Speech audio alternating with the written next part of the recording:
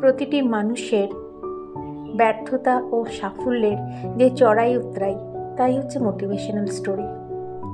তো সেরকম আজ একটি সেই ব্যাঙের গল্প আমরা শুনব।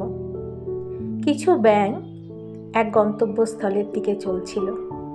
তো পথে যেতে যেতে দুটি ব্যাঙ এক গভীর গর্তের মধ্যে পড়ে যায়। তার বন্ধু ব্যাঙ তাদেরকে প্রভাবিত করতে চেষ্টা করে তার কথার মাধ্যমে। সেই বন্ধু ব্যাঙটি বলে যে তোমরা এই গর্ত থেকে আর কোনোদিনই উঠে দাঁড়াতে পারবে না, এইখানেই তোমাদের মৃত্যু আসন্ন, না তোমরা এখানে কোনো খাবার পাবে, এভাবেই তোমাদের তিলে তিলে এখানেই মরতে হবে। একটি ব্যাঙ সেই কাহিনী শুনে সেই বিশ্বাসে ভর করে মৃত্যুর দিকে এগিয়ে গেল, কিন্তু আরেকটি ব্যাঙ সেই কথা শুনেও তার দ্বারা প্রভাবিত না হয়ে সে নিজেকে আপ্রাণ চেষ্টা করে সেই গর্ত থেকে উঠে দাঁড়ালো।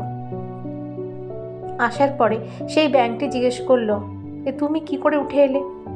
বলল, তোমার প্রতিটি কথা শুনেও আমি না শোনার ভান করেছিলাম।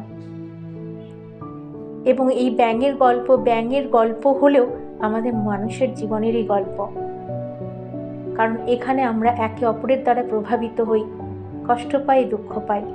তাই ঠিক এগুলোকে পার করে আমাদের এগিয়ে চলতে হবে, তবেই কিন্তু সেই সুন্দর জীবনকে আমরা দেখতে পাব। এবং এটাই হচ্ছে আমাদের শিক্ষার মূল বিষয়বস্তু, যে থামবো না, আমরা এগিয়ে চলবো।